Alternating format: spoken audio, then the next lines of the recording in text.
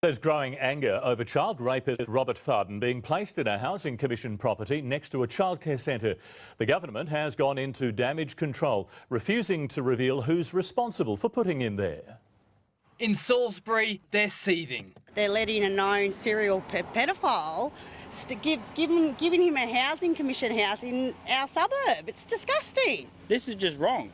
They're also demanding answers about just who in the government placed Fardon so close to their schools and childcare.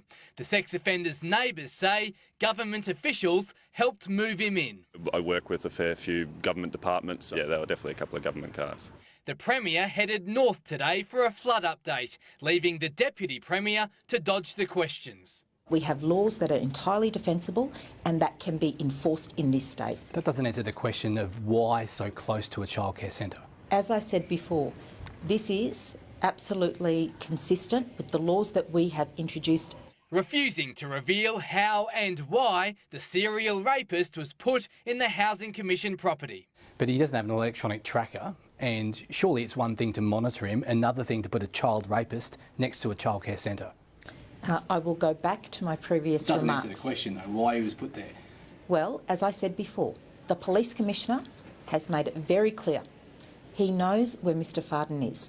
But the rest of the community doesn't, and many say they won't feel safe if Fardon continues to be placed next to schools. No one came and spoke to us or said anything to us. We're only a couple of houses away, so yeah, a couple of young kids as well, not too happy about the situation.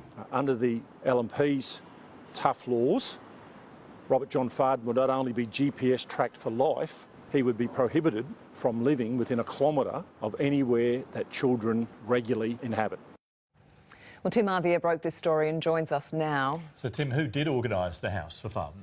Well, Andrew, what's interesting is that all the ministers keep referring questions about Fardon's house back to the Police Commissioner. However, in the last hour, we received a statement from police saying the Commissioner has no role in selecting accommodation. So whoever it is not taking any responsibility.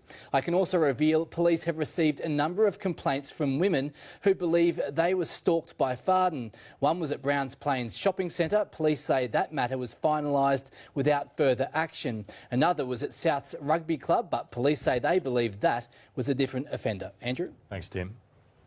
Queensland is watching the #1 news hour.